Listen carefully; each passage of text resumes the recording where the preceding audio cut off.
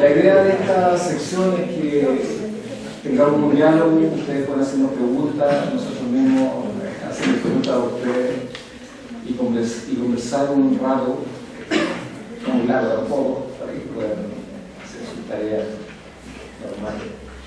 Y no tener este divertimento, dando segunditos, igual que yo. No sé si alguien quiere abrir, conversar, ¿qué será así? Sí. Para abrir, ¿no es cierto? Más que una pregunta, voy a tratar de hacer comentarios. Sí, voy a tratar de ser lo más breve también, ¿no? Hay en mi opinión, un problema que probablemente es psicológico, ¿no? Y es que pareciera haber, en mi opinión, una cuestión en nuestro modelo mental, en nuestro contexto interno. Podría llamarlo una suerte de autocensura. Yo creo que tiene que ver con el miedo instalado en esta sociedad, porque recordaba en el café con María Teresa, a mí me correspondió liderar hace algunos años la comisión que conformó los nuevos estatutos de la Universidad de La Serena. Eso se envió al correo electrónico de cada uno de nosotros, unos nuevos estatutos bastante decentes, por decirlo menos. El rector tenía que rendirle cuenta a una suerte de senado universitario, los decanos al consejo decano, los directores. Y como el poema, nadie dijo nada, nadie dijo nada. Por otra parte, no hemos acostumbrado a una forma de gobierno de uniformidad, ¿eh? de cumplir con los reglamentos, adecuarnos a los estándares. Todos sentimos que aquello no es el rol que debemos cumplir, pero de nuevo, una especie de temor. Nuestro contexto interno, nuestro modelo mental, solo se basta con un comentario de pasillo, pero hay ausencia de organización interna como para revelarse sobre aquello. De otra parte, para ser tremendamente breve, creo que hay una ausencia de liderazgo derivado por lo mismo, porque nuestros líderes hoy día son los que mantienen este sistema. Quiero decir con esto, no los líderes verdaderos, pero los líderes que están en los puestos claves de la administración. Hay una confusión en ese sentido de fines con medios. La universidad está orientada respecto de los medios que normalizan el sistema, y los líderes, que los hay, aquí en esta mesa hay 4 líderes, ¿no es cierto? Pero de nuevo esta autocensura, este modelo mental, ¿no es cierto?, que impide, ¿no?, un accionar lindo, un accionar benéfico. ¿Por dónde debe marchar la universidad, en mi opinión? Básicamente, ustedes también lo dijeron, humanizar. Nuestra sociedad es una universidad tremendamente segregada, y basta asomarse a la vuelta de la esquina, tomar un amigo, caminar por la primera calle, ¿no es cierto?, y uno se da cuenta, aquí hay un rol que debe cumplir la universidad: humanizar. Nuestra sociedad se ha deshumanizado, se ha individualizado. Bueno, creo que en lo poco Melita, Lo mío es más bien una consulta. Yo creo haberle entendido a Marcos, que dijo claramente que la responsabilidad de hacer los cambios eran nuestras, o sea, de los académicos. Y a Rolando me parece haberle entendido que esa responsabilidad no era nuestra, o sea, o por lo menos no de los académicos más antiguos, no lo sé. ¿Me podrían aclarar, por favor, qué Las opiniones son personales. Sí, no. No, aquí nadie se escapa de la responsabilidad. De todos. Lo que yo estaba mencionando es que nosotros tenemos que asumir nuestra responsabilidad, pero al mismo tiempo constatar de que nuestras fuerzas son pequeñas y eso requiere que abramos la universidad y que busquemos apoyo de la ciudadanía. Pero eso es responsabilidad nuestra, ¿no?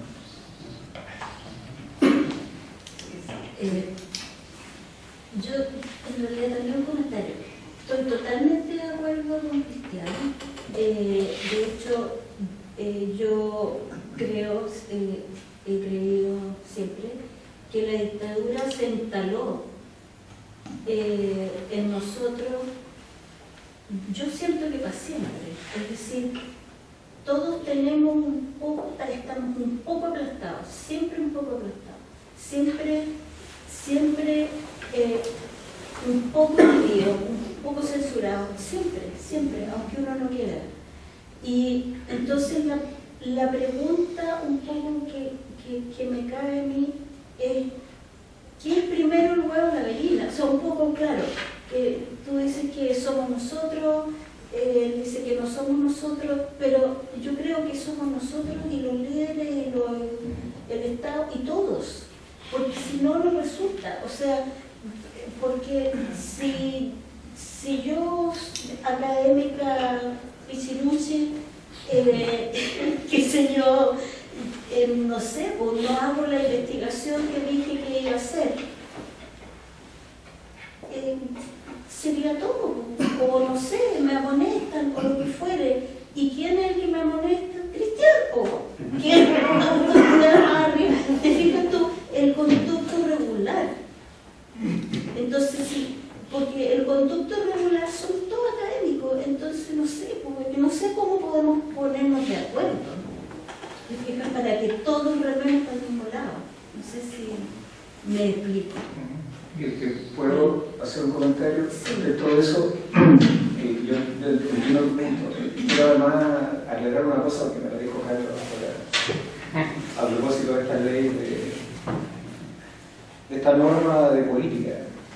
Lo que pasa es que la norma es ambigua y las normas tienen que ser establecidas para diferentes periodos, sea dictadura o no sea dictadura.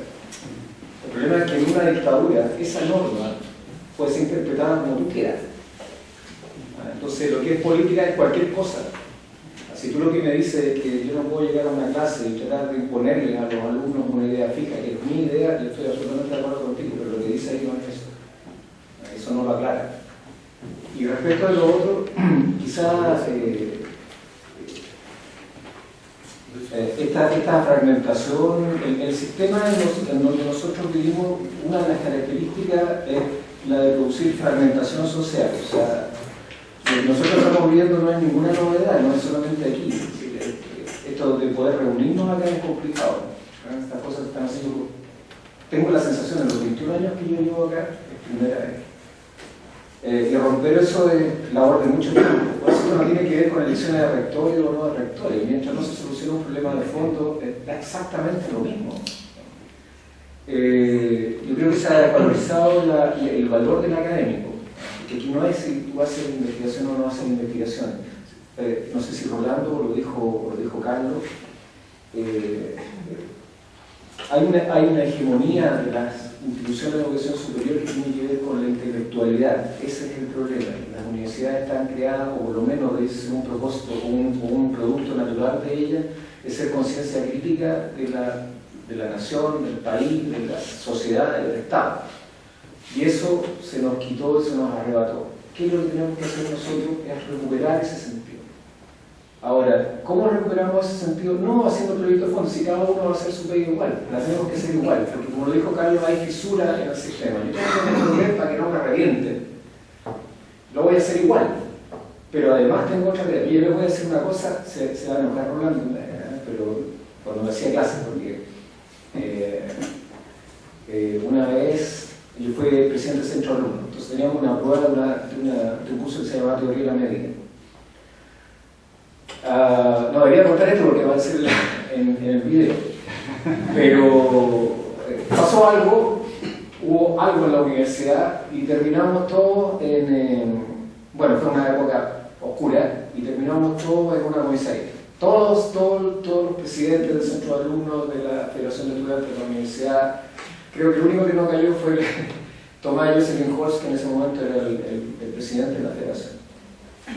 O sea, nosotros teníamos la prueba el otro día. Y bueno, obviamente yo había estudiado, debo decir que yo había estudiado, me había preparado, pero fueron mis compañeros y dijeron, oye, que nada, decirte que eres el presidente del centro de alumnos, anda y a Rolando, por favor, que nos posterigue la prueba o que nos dé la prueba como tarea. Entonces, bueno, cometí el error y le fui a pedir, oye, soy profesor, ¿no es cierto? Mira, lo que pasa es que aquí tenemos que cumplir dos funciones. Y eso se me quedó para siempre a mí, como que dijo Cayo, no hay cosas que de repente se me quedan.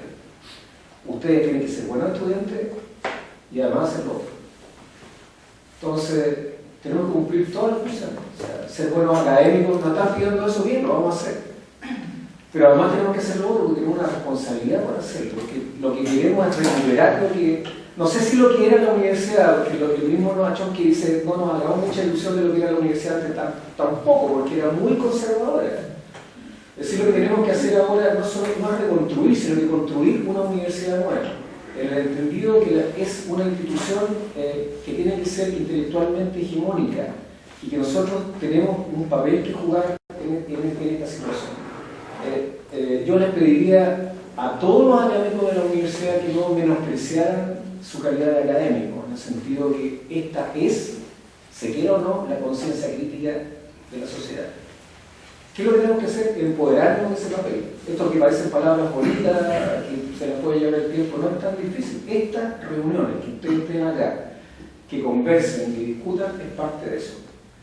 Esta cosa se va a romper en la medida que nosotros nos hagamos responsables y participemos en la actividad y creemos otra actividad. ¿Qué cosa a mí me pareció maravillosa? Que el Departamento de Psicología veo que tienen actividades los días miércoles, aparecen en la dirección de extensión, averiguo que hay otras actividades de las cuales no tenía ni idea, que se realizan en la universidad, que aparecen de repente con una noticia por ahí, pero es responsabilidad de nosotros hacerlas públicas, si no esperemos que otros las hagan por nosotros, eso no va a pasar. Eso no va a pasar. No ha pasado en 23 años ni en 40 años, ¿por qué va a pasar ahora si nosotros no tomamos las cosas, las riendas nosotros? Entonces yo pediría eso, pediría que nosotros nos empoderemos de nuestra calidad de académico, nada más. Cuando el rector que estaba antes, llevó mucho tiempo, y una de las cosas que planteaba uno de los miembros de la asociación de académicos es que los académicos, por una cosa que pasó en esta universidad, que muchos académicos quedaron fuera y después se los pasó a la planta sin concurso, se crearon vínculos que finalmente son nefastos. Pues yo no puedo pedirle al otro que porque le hago un favor, él quede endeudado conmigo para el resto suyo. Eso no lo puedo hacer. Eso es una opinión personal. O sea, yo te hago el favor, pero yo te dejo libre para que tú tomes tu decisión al tuyo. Ese es el principio.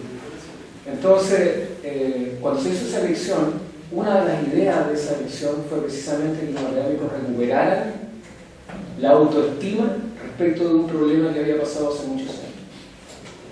Y esa autoestima yo no siento que la haya recuperado.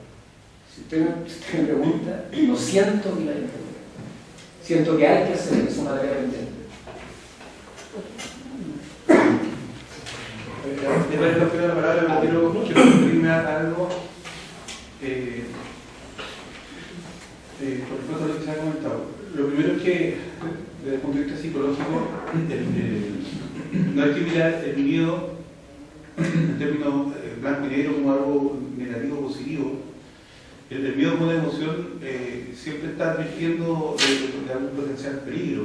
O sea, tener miedo no es malo, digamos. ¿Ah? O sea, si uno tiene miedo porque teme de algo. Ahora, ese algo puede ser real, puede ser imaginario, ¿cierto? Pero, o sea, el extremo de personas que no tengan miedo o niños que no tengan miedo de nada, probablemente se van a meter en muchos líos, van a sufrir muchos accidentes. El miedo, obviamente, que se utiliza como mecanismo de control. Y se utiliza desde hasta con los hijos uno lo utiliza muchas veces, ¿cierto? La amenaza de algo terrible para que no haga algo, ¿cierto? El cupo. Entonces, claro, lo tenemos internalizado como un medio de control social. Y ahí es donde se nos empiezan a mezclar las cosas. Nosotros, un colega nuestro, Francisco Donoso, está investigando el rol que cumplen las minorías activas, ¿cierto?, en los procesos sociales. No se necesita una mayoría de personas de acuerdo o oportunidad para hacer un cambio. Se necesita un poquito que estén muy convencidos, que sean persistentes para lograr justamente un cambio. Ahora, obviamente, ¿cuál puede ser el miedo o cuál puede ser el problema? El problema son estatutos ambiguos, los problemas pueden chocar con nuestra propia idiosincrasia, con nuestra propia forma de ejercer el poder individual y el poder colectivo. O sea, muchas veces tampoco queremos, o sea, queremos cambios, pero no queremos que nos cambien a nosotros. O sea, que nosotros queremos seguir igual como estamos con las comodidades que tenemos, pero tampoco queremos pagar costos. Entonces, el miedo muchas veces es también, y si las cosas cambian, pero cambian de una manera que a mí me perjudica, si las cosas cambian de una manera que a mí no me acomoda, y de repente preferible ya lo conocido, ya lo por conocer. Entonces ahí entran nuestras propias ambivalencias también.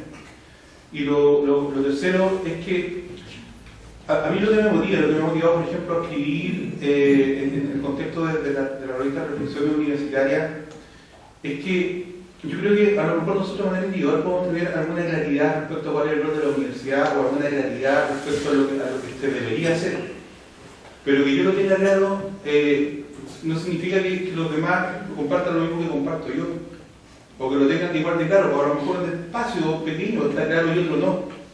Entonces el único camino posible para visibilizar y para poder poner sobre la mesa miradas individuales es la reflexión, la conversación, ya sea acá presencial como por escrito.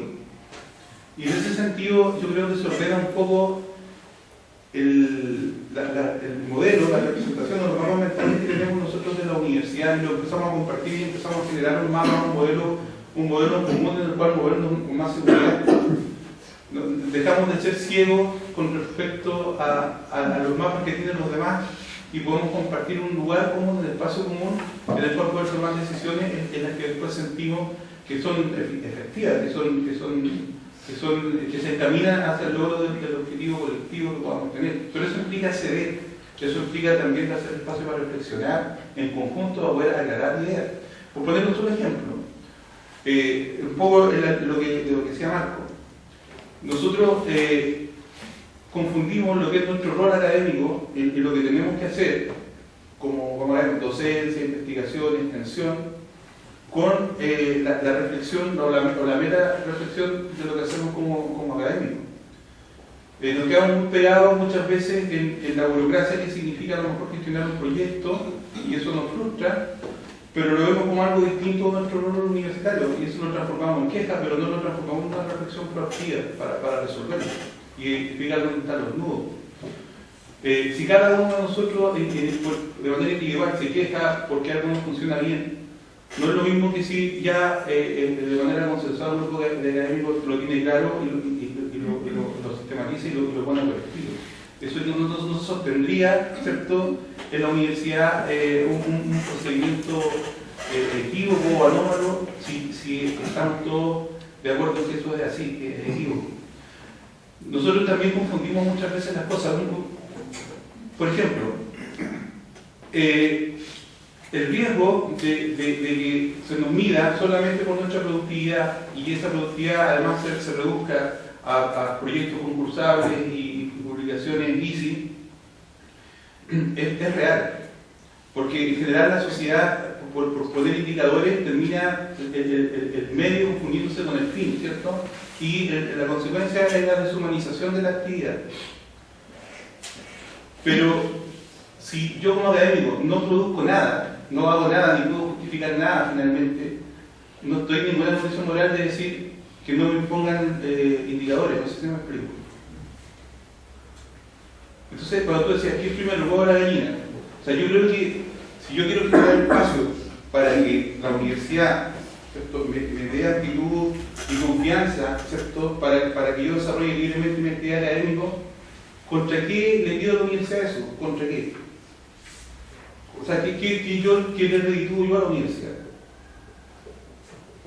Si yo no le reditúo nada, o sea, si yo con suerte hago unas 2 o 3 horas pasadas, una o dos asignaturas, ¿cierto? Si además se quejan de mí porque no la hago bien, si además no tengo escrito nada, no importa que no sea easy, pero no tengo escrito nada, no tengo ninguna reflexión, no tengo nada, ¿con qué cara, con qué ropa le pido yo a la universidad para que me dé un espacio para hacer lo que yo quiero hacer? O sea, también hay un tema ahí de decir, pucha, ¿para qué quiero el espacio? ¿O qué tipo de tranquilidad quiero? ¿Ya? Ahora también hay que buscar un equilibrio entre lo que yo quiero hacer y lo que a mí me gusta, que puede ser a lo mejor algo que a mí me apasiona mucho, no sé, tocar guitarra. Pero no es mi rol acá. Entonces, yo creo que uno tiene que buscar aclarar un poco los niveles en los que los diálogos entre los diagnósticos se producen. Yo creo que acá hay niveles distintos, de cada nivel distinto hay un compromiso distinto. No sé si me explico. ¿Sí? Quedé un poco fuera de... no, iba a hacer un comentario respecto a la responsabilidad. Yo pienso que nosotros primero podemos mirarnos hacia adentro y después hacia afuera. Y hacia adentro yo siento, lo percibo como una responsabilidad de alinearnos o buscar compartir inquietudes con los estudiantes que vayan más allá de la entrega de conocimiento y la repetición, como dijo Carlos, de cosas ya hechas. Y siento que los estudiantes lograron cambiar la agenda política del país. Y no sé hasta qué punto, yo nunca estuve de acuerdo con la toma, entonces eso me conflictuaba mucho con los estudiantes. Cada vez que hablaba con ellos quedaba muy conflictuada. Pero yo sentía que ellos estaban haciendo un cambio muy histórico dentro del país con su movilización. Pero sé hasta qué punto las preocupaciones de la élite intelectual, que podría ser los académicos universitarios, como nosotros las miramos, pueden ser de interés para los estudiantes. Es más, yo creo que ellos van a lograr posicionar probablemente en mediano o corto plazo la gratuidad de la educación universitaria. Y conversando con colegas argentinas me decían siempre a mí, nosotros tenemos gratuidad y el libre mercado no vino por los estudiantes en Argentina, vino por los académicos. A nosotros son los que nos ponen en la situación de generar y generar y generar y generar y generar. Entonces yo siento, y comparto harto lo que se ha planteado, el tema de que solos no podemos, ¿no? Esta idea de que solos no podemos, pero también me preocupa la idea de que a quién convencemos de que es importante mantener la calidad de nuestra producción intelectual por un lado, la calidad de la reflexión crítica por otra. Si pareciera ser que los estudiantes están mirando cosas de más corto plazo que nosotros, ¿no? Entonces, yo hoy día, un estudiante en clase, después de una reflexión crítica, el estudiante me pidió atención individual. Y yo le dije, ¿qué quieres conversar conmigo? Me dijo, no, quiero que hablemos de política. A mí me interesa conocer su opinión sobre esto y este otro, ¿no? Y a mí me pareció re interesante. Es la primera vez que un estudiante explícitamente me pide hora en mi horario de atención de alumno para hablar de política. A propósito del artículo. Lo vamos a editar. Pero lo que quiero decirles con esto es que esas sintonías con el estudiantado y con la comunidad no son fáciles de generar porque son intereses a veces muy disímiles. Y yo creo que tal vez una de las primeras reflexiones que tenemos que hacer es qué estamos haciendo para alinearnos dentro de esta llamada comunidad universitaria, o mal llamada comunidad, para dejar de vernos como antagonistas. Yo recién cuando tú contaste la anécdota me acordé del discurso ayer de los estudiantes universitarios, que fue cómo nos paró nuestro director de escuela cuando para el tanquetazo, o el tainazo, no me acuerdo cuál de los dos, impidiéndonos salir a la calle y hablándonos sobre nuestra responsabilidad estudiantil. Entonces yo pienso que de alguna manera no hemos logrado poner en el mismo nivel el protagonismo social por las urgencias que tienen los jóvenes, urgencias que tienen que ver con su subsistencia dentro de la universidad, y el interés por el conocimiento que podemos tener nosotros en el ámbito académico y traspasársela de manera crítica a ellos para que sientan como una causa común con nosotros. Eso siento que hay un trabajo que hacer, que hay que dialogar mucho con los jóvenes para poder llegar a reconstruir eso, porque en algún momento hemos estado en bandos opuestos. Yo quería hacer un comentario respecto al concepto de calidad académica, que si no que era necesario poder recuperar. Yo creo que sí, hay ciertos factores del contexto que no permiten que eso se pueda, digamos, retomar y desarrollar.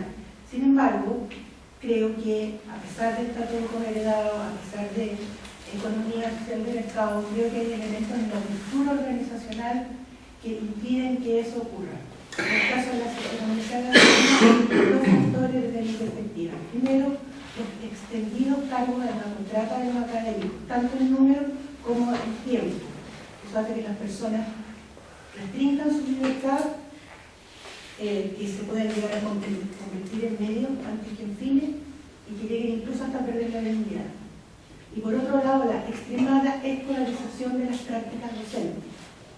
No es posible que un académico esté llenando formularios y sacando una desviación estándar de sus notas que nadie toma en cuenta y que en el fondo a nadie le importa.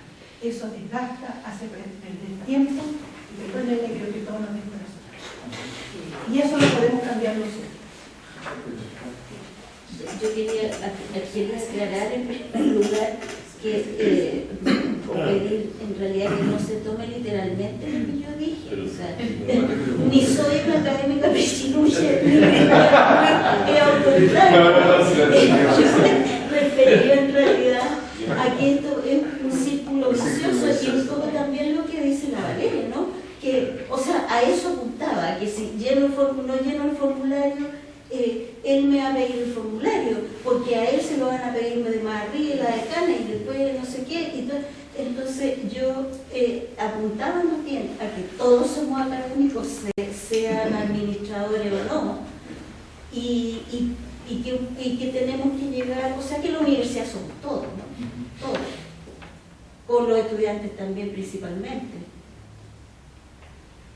Y entonces, y que es muy complejo en realidad, es mucho lo que hay que hacer, pero como que tenemos que dirigirnos ¿No quieres que editemos a tu toda parte? ¿Perdón? ¿No quieres que editemos tu parte? ¿Se acepta? No, yo creo que entendimos.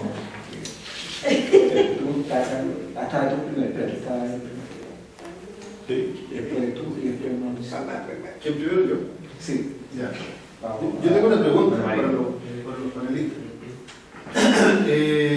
Ya me gustaría saber la opinión que ustedes tienen en términos de lo que debiera ser la educación superior en el país. Y en ese contexto, la educación superior estatal. Me gustaría que se pudieran explayar en eso. Primero, disculpa, no pude escuchar la presentación de la opinión que iba al final de la tuya, pero si eso lo expusieron, pido la disculpa del caso. Pero me gustaría saber la opinión al respecto.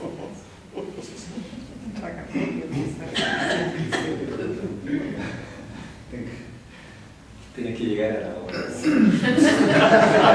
Una práctica habitual. Voy a ver el video. Bueno, no sé, cualquiera de nosotros podría responder porque en realidad fue el tema de lo que estamos diciendo. Pero es la pregunta del millón esa, la opinión sobre la educación superior estatal. bueno, cada país tiene la educación superior que merece. Entonces, lo que estamos planteando es que ante los cambios que están sobreviniendo en el país, tal como decía María Teresa, me hace mucha fuerza lo que ella dijo. Permítame que voy a partir por narrar un poquito, después vuelvo ahí. El temor a que no nos entiendan, bueno, no solo los estudiantes, sino que la ciudadanía, muestra una barrera que construyó el neoliberalismo, como decía Carlos. Es decir, el modelo actual ha construido una universidad que es funcional a una acumulación de capital, por cierto, o sea, el reflejo de la acumulación de capital es la acumulación de conocimiento, la generación de una élite que puede desenvolverse sin problemas en este mundo globalizado con una gran masa de personas que ni siquiera entienden lo que leen, que tienen hoy en día un acceso a la información que es enorme, nunca antes visto, pero que no saben utilizar. O sea, hoy en día no es que no tengamos acceso a la información, el problema está en que la mayor parte, o sea, una de las manifestaciones del analfabetismo funcional de nuestro país es que nuestros ciudadanos no saben cómo utilizar la información para transformar el mundo, digámoslo así, para transformar este país en un país más justo, con menos inequidad y con mayor cultura en general. Entonces, ¿qué es lo que nosotros pensamos? Yo creo, no sé aquí si no ustedes me contradicen, pero yo creo que los cuatro acá, lo que nos une es que queremos una educación superior que esté realmente al servicio de un desarrollo independiente de nuestra nación, que nos permita pensar el desarrollo de este país en armonía con el desarrollo del mundo de aquí a 100 años, de aquí a 200 años, es decir, que nos permita preservar, por ejemplo, nuestras riquezas básicas, resolver problemas estratégicos de la nación como la energía, la preservación del medio ambiente que estábamos diciendo, que nos permita mantener la mejor calidad de vida posible para nuestros habitantes. Esas son tareas de gran magnitud que solo las instituciones del Estado, a nombre de todos, van a poder resolver, van a poder atacar. Esos son los objetivos que personalmente yo le veo como un sistema nacional de educación superior, es decir, preocuparse de los problemas estratégicos del desarrollo de este país con todo lo que eso significa. No estoy pensando solo en el desarrollo económico, sino que en el desarrollo de la cultura, el desarrollo de los valores humanos, en fin, la calidad de vida. Eso por un lado.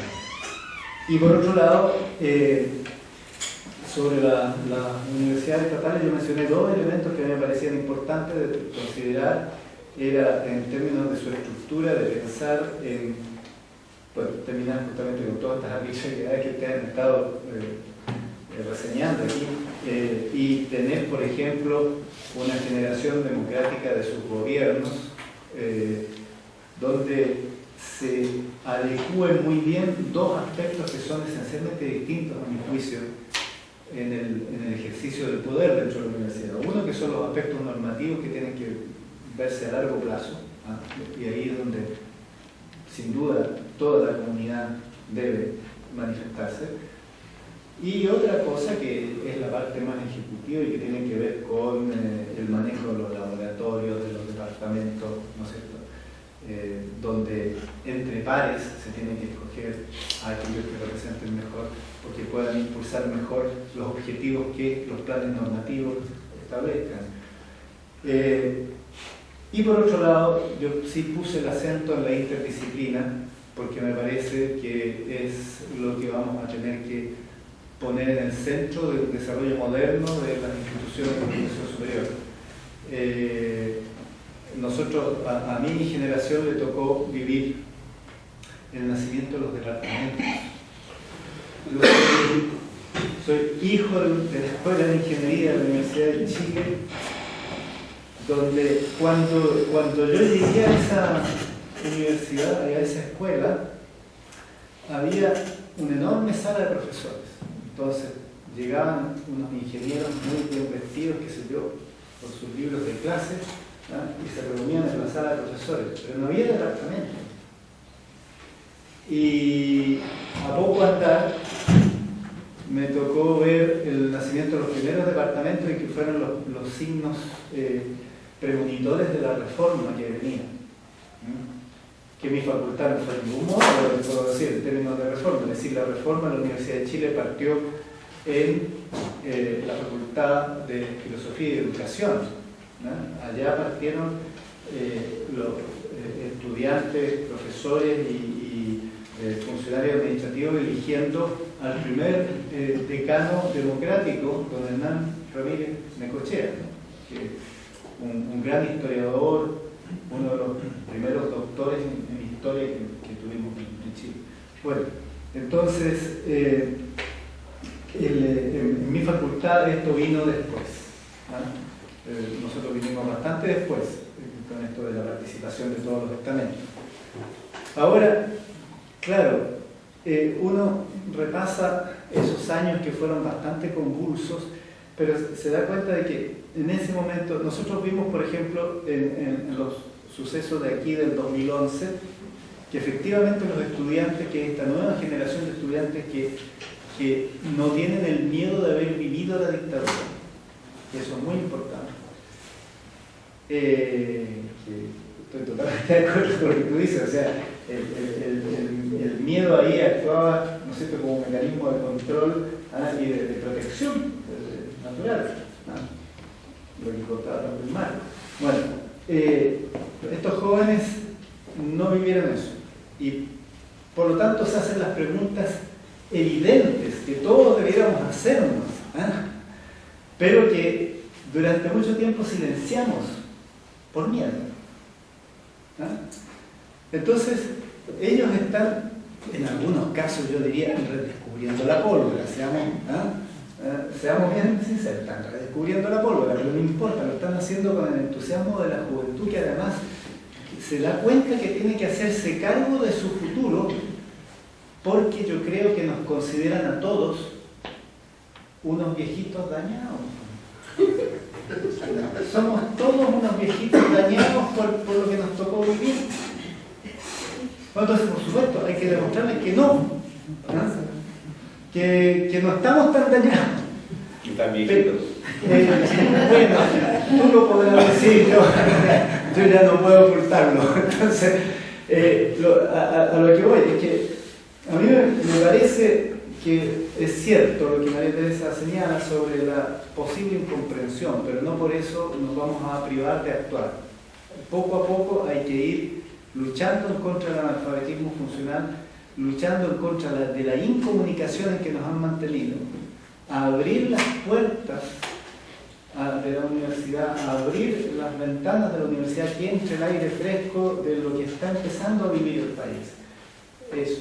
Y bueno, no sé, para mí me quedó a propósito de lo que decías tú sobre los estatutos. Bueno, pero ¿y eso qué quedó? Yo les pregunto ahora, ¿y no se puede empezar a generar un movimiento para cambiar los estatutos? Dejo la pregunta avanzada. Pero un poquito es que queda, voy a seguir Carlos, Mauricio y Iván. Y después, ya. Está, tú primero ese. O sea, es que él levantó la mano primero. Voy a tener que mandar. Porque van a tener que responder a la pregunta. Si se pregunta, siempre llega al final y pregunta. Para los que no son educadores, Paulo Freire, un brasileño de Pernambuco, Recife, posiblemente el más grande provocador y educador del siglo XX, planteó que él era sustantivamente político y adjetivamente educador. Y Freire fue un gran educador. Yo soy freiriano. Por lo tanto, entiendo desde siempre que mi tarea educativa la dimensión que tome es política y no transmisora de conocimiento. Y yo creo que la universidad estatal o no estatal, la universidad debe ser eso.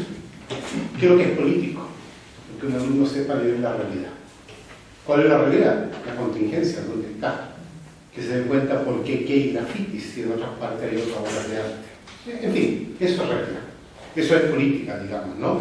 Y eso es educación. Y en ese sentido, la universidad debe ser un lugar y un tiempo, cuidado porque siempre hablamos de lugar y no hablamos de tiempo, y después no sabemos manejar el tiempo, ¿ya? Tiene que ser un lugar y un tiempo de encuentro y de descubrimiento y de asombro y de sorpresa y de generación de nuevas relaciones.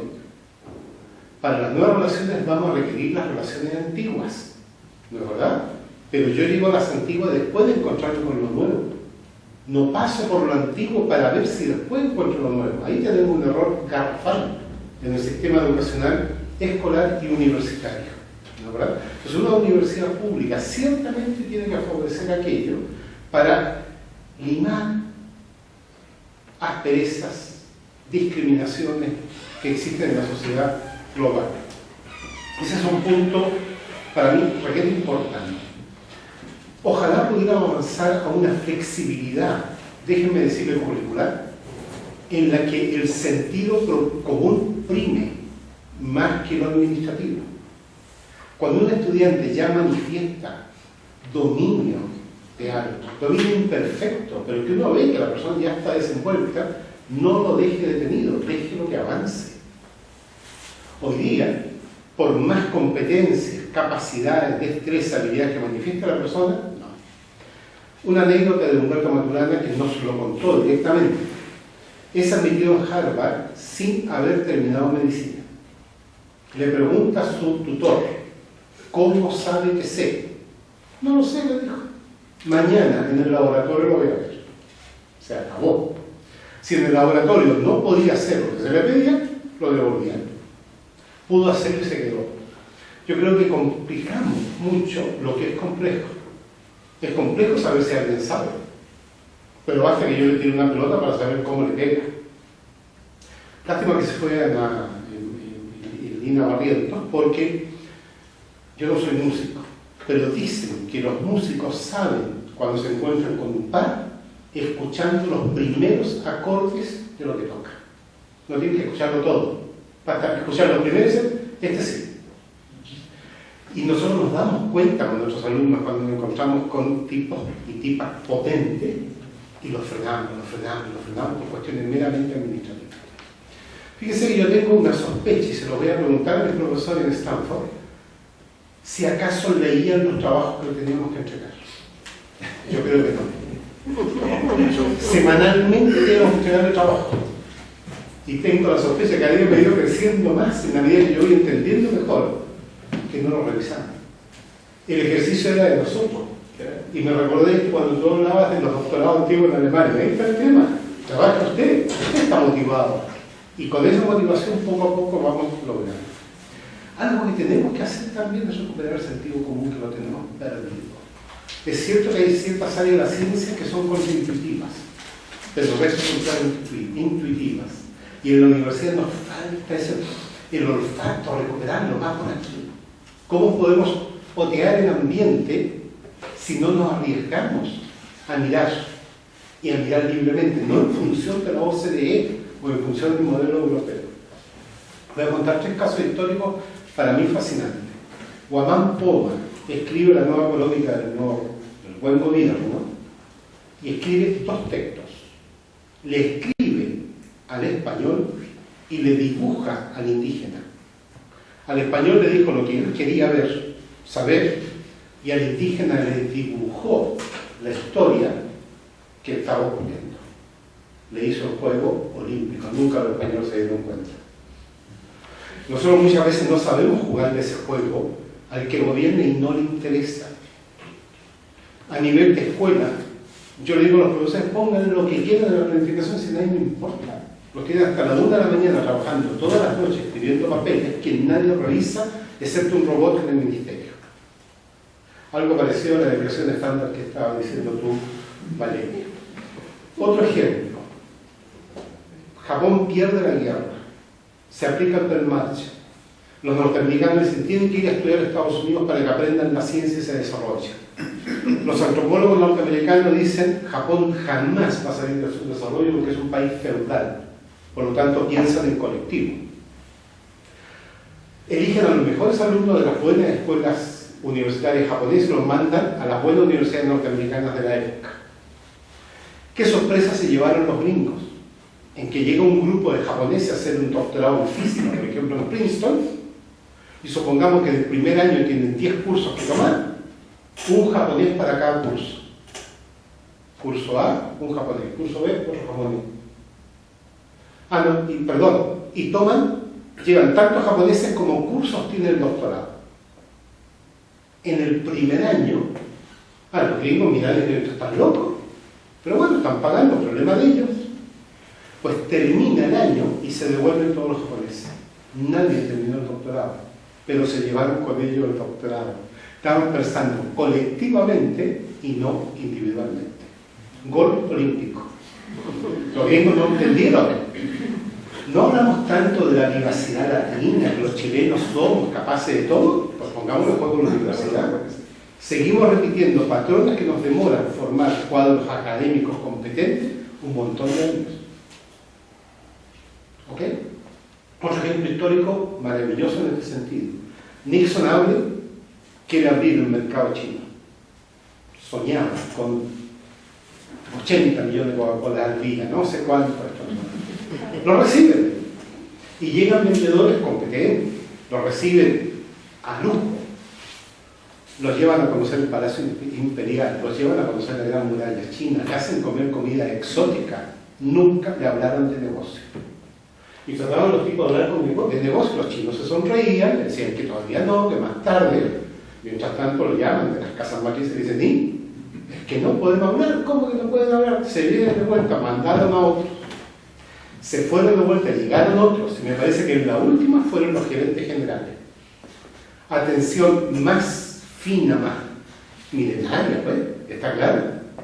Y tampoco pudieron hablar de negocio. Cuando están abordando los aviones privados, los chinos les mostraron la petición. Esto le debo. Y firmaron. ¿Qué firmaron? No sabían. Sabían que le vendieron computadores, que le vendieron autos, que le vendieron bicicletas, que le vendieron Coca-Cola, que le vendieron esto, lo otro, al precio que los chinos le fijaron. No quiero que me digan, que son japoneses, que son chinos. Respondo yo, somos chilenos. La verdad, no soy nacionalista por si no. ¿Está claro? Pero somos vivaces. Arriesguemos, juguemos ese juego y vamos a poder, yo creo, avanzar enormemente.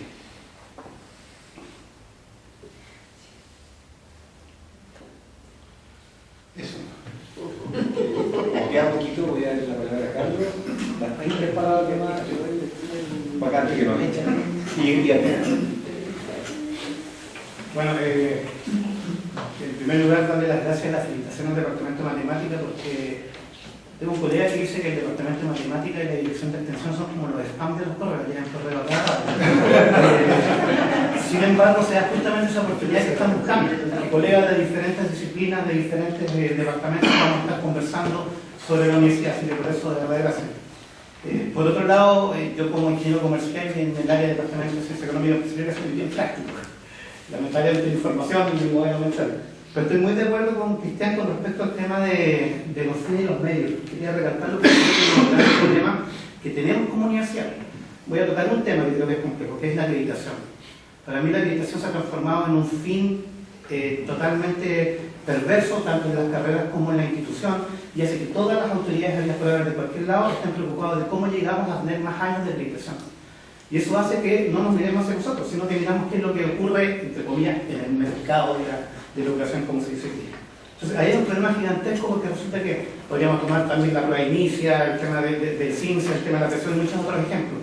Pero en el caso nuestro, la acreditación es como académicos que tenemos que reflexionar qué es lo que queremos hacer, dónde queremos llegar, cómo lo vamos a hacer, independiente de los resultados. Ese es uno de los problemas que yo veo grande a nivel universitario, y a nivel institucional es gravísimo, porque finalmente eso nos centra en todas las acciones que tenemos. Y comparto lo que decía Mauricio con respecto al tema de la visión. Ahora, hoy día las visiones siempre son construidas desde las autoridades en qué es lo que quieren en la universidad con poca reflexión. Y me parece que sumando a lo que dice la señora María Teresa, esa visión tiene que ser una visión compartida, que es lo que queremos los académicos, los funcionarios, las autoridades del momento, los estudiantes, pero esa visión compartida creo que no la teníamos hace harto rato y es un problema país, porque no hay visión compartida como país tampoco. Entonces, en ese tema nosotros ahí tenemos que avanzar como académicos y cuál es el paso que damos, según mi punto de vista, para construir una universidad. En el tema de lo humano, yo en particular, compartiendo un poco lo que dice Marco, siento de que aquí en la universidad, yo soy bien nuevo, entre comillas, pero bien nuevo acá como profesora, a pesar que fui estudiante también, pero me da una lata ver esta especie como de rencilla entre académicos, entre posistas, habilistas y no sé qué cosa más, que al final uno lo ve y dice, ¿qué es lo que estamos construyendo? ¿Grupos de poder que deben ocurrir en todas las universidades, obviamente, o queremos una universidad única? En el fondo, ¿qué vamos construyendo? Finalmente, cuando estaba en la asociación de académicos, yo siempre decía, el problema está en que si no somos capaces de unirnos entre nosotros, difícilmente vamos a poder reclamar hacia afuera. Si estamos divididos internamente, no solo como académicos contra estudiantes, sino entre los mismos académicos. Podemos pensar distintos si eso es posible. Y esa es la gracia, esa es la riqueza de la universidad, que discutamos pero con alturas de mira. Yo siento que a veces no nos escuchamos. A veces alguien está hablando algo bien interesante, pero como creo que piensa distinto a mí, ya estoy viendo qué crítica le hago a lo que está diciendo y no qué aporte tengo. Entonces ahí veo unos temas complejos. En el tema de la investigación también veo un tema complejo porque creo que los investigadores, este modelo de traer investigadores de afuera, de afuera para acá es buenísimo, pero la institución debería tener una especie de política de que estos investigadores también preparen a otros investigadores, que los buenos estudiantes se queden acá en la universidad y sigan investigando, y no que simplemente traigamos personas de afuera y generamos algo aquí como, entre comillas, con culturas distintas. Y hay un economista matemático que está muy metido en el área de recursos humanos, bien libre estas cosas, se llama Freddy Kaufman, un argentino, y él justamente plantea que si miramos, por ejemplo, el tema del modelo económico, de los estatutos, de todas estas cosas, que estamos buscando una excusa para los problemas. Pero me gustó lo que dijo finalmente Marco, o sea, partamos por nosotros, somos nosotros los responsables de hacer un cambio. Las otras cosas son las reglas del juego, nos gusta o no nos gusta. Ojalá lo podamos cambiar, pero tenemos que ser capaces de tener esa mirada. Y por último, cerrando, creo que hay un problema gigantesco con los estudiantes con respecto al tema de que lo estamos formando para tener éxito, y lo que eso es macabro. O sea, el éxito no es el fin de todas las cosas. Ahí, por lo menos en la escuela, nosotros, que en comercial, los alumnos nos miran raro porque llegan allá y no le decimos, aquí ustedes tienen que ser gerentes y ganar plata, no. El objetivo es que ustedes sean felices. Y si son felices, van a tener éxito. Va a ser así, porque es positivo. Entonces, en ese sentido, creo van a ser que... felices si tienen plata, tienen éxito. Entonces, ahí me parece que es clave como académicos, comparto totalmente que no venimos a pasar materia. Como académicos venimos a dar un aporte en donde finalmente los estudiantes sientan que se están, entre comillas, educando, no sé qué tanto podemos hacerlo, pero ese espacio de conversación, de reflexión, nosotros mismos aprendemos a los estudiantes. Así que, de verdad, repito, las gracias por el tema y creo que estas instancias son importantes. Me encantaría que hubieran colegas de ingeniería también, pero no hay. ¿Puedo hacer un solo comentario? Que la felicidad individual no se logra sin la felicidad de los demás. Mauricio. Sí. A ver, quiero hacer una reflexión bien global respecto al país para terminar en la situación nuestra acá en la universidad. Me parece a mí, mi personal subjetividad, bien claro que se fue el dictador, pero la dictadura nunca se fue del todo. Se ha ido cada vez más progresivamente a medida que pasan los años, pero a 2014 podemos ver cómo estas grandes políticas del régimen, que sabemos que el régimen dictatorial fue un régimen fundacional, es decir, echó a andar modificaciones sustantivas en salud, en previsión, en educación, no solo en el sistema político.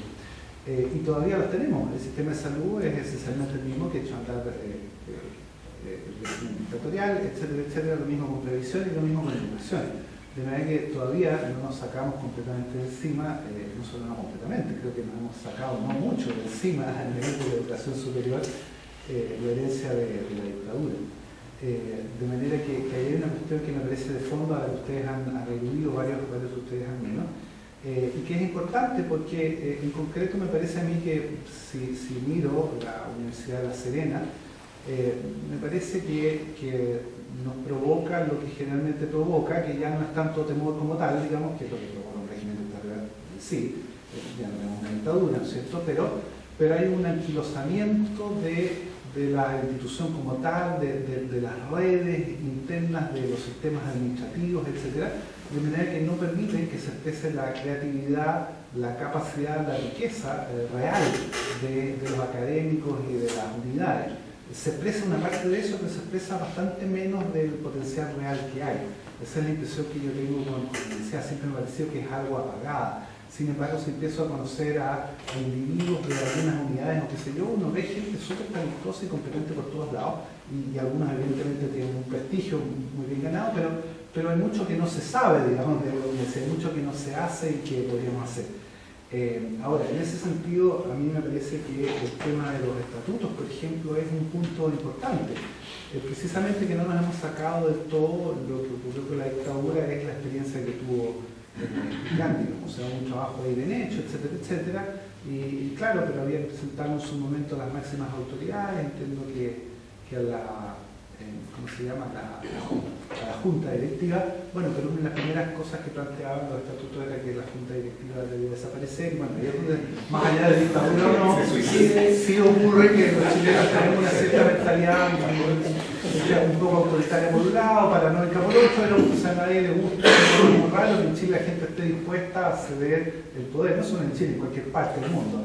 En la naturaleza humana hay mucho de eso, pero no en toda la naturaleza humana. Eso es interesante. Siempre hay personas que están muy dispuestas a entregar cuotas de poder y a funcionar de manera más democrática y todo eso.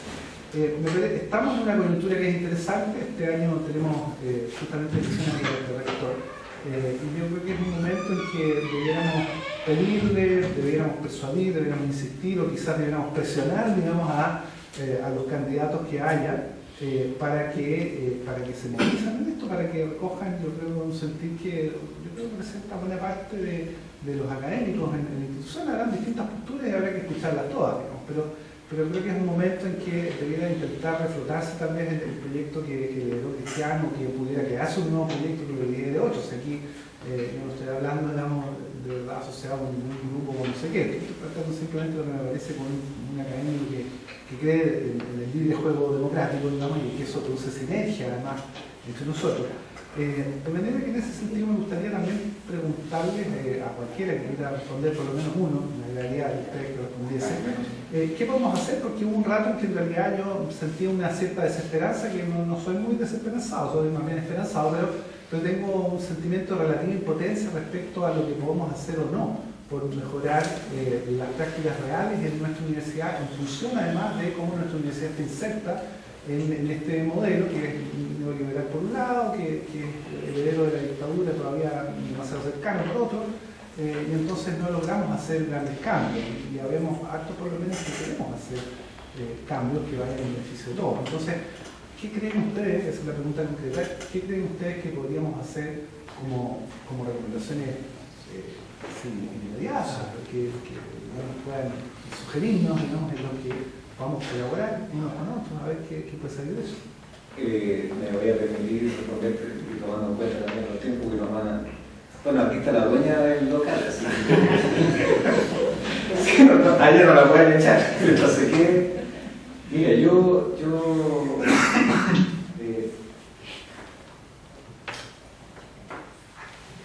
que el 2011 fue una etapa, fue un momento muy especial en lo que nosotros desaprovechamos. Desaprovechamos entre comillas. En el caso de nuestra unidad, nosotros hicimos bastantes reuniones, no tuvimos la oportunidad de juntarnos con los estudiantes, fue muy complicado, y además porque de una u otra manera se facilitó el que no pudiésemos comunicarnos con ellos. No nosotros, sino que hubo situaciones en las cuales nosotros nos hemos involucrado que impidieron que nosotros efectivamente pudiésemos tratar con los estudiantes. Y tiene que ver también con la normativa, porque si tratas con los estudiantes directamente en comunidad, entonces estás pasando a llevar a la mancomunidad y estás pasando a llevar a las autoridades que están llevando esa es la normativa.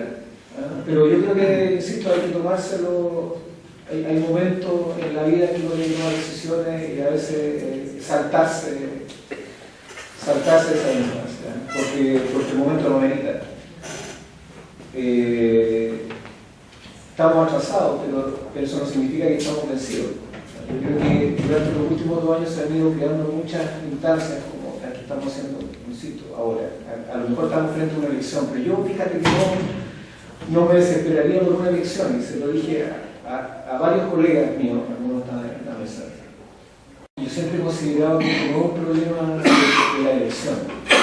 Nosotros limitamos a este problema de la elección, vamos a estar siempre en el mismo cuento, o sea, va a ser otra vez el mismo asunto. Es una cuestión coyuntural, o sea, mientras nosotros no resolvamos el problema que tenemos a nivel de base, o sea, como comunidad y como académico, el resultado va a ser siempre el mismo. A mí no me gusta la palabra liderazgo, me carga. Me carga porque yo pienso que todos los académicos eventualmente tienen capacidad para liderar cualquier cargo y tienen potencialidad para... No todos tenemos la misma potencialidad, no será mejor para los matemáticos, para la física, no entiendan que no me estoy refiriendo a eso. Sino que me refiero a las capacidades para poder desarrollar proyectos, etcétera, universitarios, no estoy refiriendo a proyectos de investigación específica. Entonces, mientras nosotros no resolvamos ese problema, vamos a estar siempre en esta búsqueda permanente del Mesías que nos salve de la hecatombe. Nosotros somos los que tenemos que salvarnos. Ahora, la organización la tenemos ahora. Aquí estamos organizados, aunque a usted le parezca notable, las cosas empiezan así. Lo dijo Mauricio. No piensen que porque los grupos son pequeños no son influyentes ni son poderosos. Hay una obra de Gramsci muy interesante que tiene que ver con la hegemonía, no me voy a referir, tiene que ver con una cuestión política específica, pero no es menor la hegemonía intelectual, Mauricio.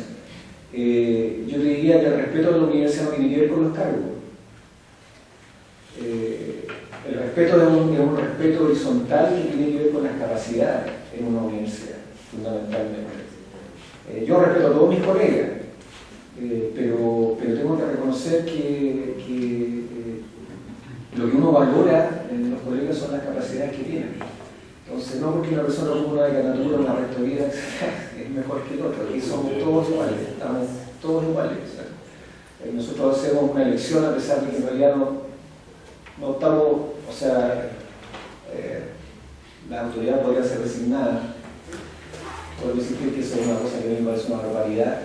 Estamos en el siglo XX y estamos en un sistema que parece, no sé, de la monarquía. Yo creo que esto ya es organización, Mauricio. Yo no soy desesperanzado tampoco, porque si no, no haría esto. Yo creo una cosa que es como Mauricio, la persistencia. Esto es como, yo tenía una plantita que se llama, bueno, mi jardín es un asco, o sea, yo dejé de atenderlo y pura maleza, pero en algún momento tuve jardín, entonces tenía una plantita de esta que se llama cola de chancho, que tiene unas púas de este tamaño, y creció una, y yo trataba de sacarla y agarrarla, y una cosa que te pincha y se te mete la aguja, ¿no es cierto? Y después cuando tú tratas de sacártela, te queda medida y es horrible, o sea, no hay posibilidad, y vas a meter una tijera y tiene una rama por acá y te agarra igual. La planta es persistente, y yo opté, fíjate, Mauricio, por no sacarla, porque dije, si alguien se esfuerza tanto por sobrevivir, ¿por qué diablos la voy a sacar? Y este es el mismo cuento. Lo que nosotros tenemos que hacer, una etapa de sobrevivencia, y creo que ya la pasamos. Ahora llega la etapa de organización, ahora tenemos que organizarnos, ahora tenemos la oportunidad de dialogar, ahora tenemos la oportunidad de conversar. Ya nos conocemos, yo conozco colegas de otros departamentos que no había visto en 20 años, el haber estado en la dirección de investigación, fíjate que el mejor regalo que fue estar en la dirección de investigación es que conocí gente que no había visto en mi vida. No era haber estado en la dirección de investigación y haber visto lo que hacían otros colegas. Y que era la universidad vista de arriba, cosa que no ven las personas que están en la unidad porque están absolutamente fragmentadas. Entonces, esta es una oportunidad, vamos a seguir haciendo actividades, tenemos un candidato que quiere decir algo en este momento, se le explicamos sobre el candidato. Tiene la oportunidad ahora de manifestar lo que quiera, por favor. Sí. Carlos quiere decir algo. Todavía no hecho. Con Sí. relación a lo que planteó Mauricio. La vida universitaria es requiere compleja. Tenemos que cuidar no complicarla. Y como en esa complejidad hay varias entradas posibles. Y fíjate que el control es siempre superficial. A la autoridad no le interesa lo medular. Por lo tanto, nosotros podemos hacer 1000 cosas, no a espalda de la autoridad, de frente, contándolo incluso, ¿ya? Y nos dejan hacer. Yo creo que a veces tenemos que ser bastante anárquicos, ¿no? Y no esperar de la autoridad muchas cosas. Que la autoridad guíe, que oriente, ¿ya? Pero no entra a nosotros. Señor candidato. Gracias, Marco. Mira, bueno, lo primero que en algún determinado momento yo acepté frente a una invitación de Marco cuando me habló de las reflexiones universitarias fue escribir un artículo y él me lo planteó, mira, libre, un artículo libre. Después ya tenía un contexto dentro de la cuántica, pero el anterior, el primero, tomé la determinación de escribirlo sobre el respeto. Tomé una serie de acepciones, a lo mejor muchas de ellas, que a veces uno, dentro de su formación en el tiempo, las va comprendiendo, las va internalizando. ¿Y por qué lo hice? Porque soy muy convencido de ello. Si nosotros en una comunidad no tenemos respeto, no tenemos nada, ¿no? Y hoy día yo quiero manifestar 3 sentimientos. El primero, uno de alegría. La alegría que estemos viviendo esas posibilidades. Y ojalá que sigan ampliándose y podamos tener plenarios universitarios con los estudiantes, con funcionarios y podamos intercambiar ideas de todo orden. Pero ya el hecho de vivirlo hoy día aquí, yo creo que cada uno de nosotros nos embarga un sentimiento de gran alegría. El segundo es de tranquilidad. El segundo sentimiento de tranquilidad, que nos lleva a comprender nuestra misión como universitarios. Y aquí ustedes lo han planteado muy bien, desde 4 ópticas distintas. Yo me tomé la libertad de anotar todos los puntos sustanciales que uno, y son todos la verdad, puede rescatar en un determinado momento, en un tiempo y un lugar, como ha sido definido también. ¿Para qué? Para adquirir los compromisos que nos lleven realmente a engrandecer a nuestra institución. Y el tercer sentimiento es la esperanza. La alegría, unida a la tranquilidad y a la esperanza. Todo lo que ha sido planteado en términos de la responsabilidad, que yo creo que una de las cosas que el género humano frente al espejo es lo único que no puede transferir. Porque aun cuando tengamos nosotros un cargo en particular, nosotros podemos transferir funciones, por la responsabilidad nunca se transfiere. Y eso que ha sido planteado aquí es fundamental. Y frente a lo que usted mismo planteó, bueno, si están estos estudios, hay que tomarlos. Nadie nos impide a nosotros como institución universitaria dentro de nuestra autonomía a reestudiar nuestros estatutos. Nadie. No ha sido cambiada la Ley Orgánica Constitucional de Educación, pero la Universidad de Chile en este momento tiene la responsabilidad de evaluar lo que fue la Constitución del Senado Universitario, después de una buena cantidad de años, ¿cierto?, que lo ha llevado, y seguramente van a haber unas modificaciones. No hay nada en la vida que sea eterna. Por consiguiente, nosotros tenemos la responsabilidad de hacerlo. Nadie nos impide hacerlo. Lo que sí puede ocurrir, que mientras no se modifican algunos aspectos de la ROCE, podríamos tener algunas dificultades a nivel de instituciones que la regulan. Pero la pregunta es, ¿y eso no va a cambiar? Claro que va a cambiar. Si vamos a tener cambios constitucionales e induales que la Carta del Presidente que regula como estructura magna va a tener modificaciones, pero por consiguiente un cambio en todo lo que significa la reforma educacional también la va a modificar.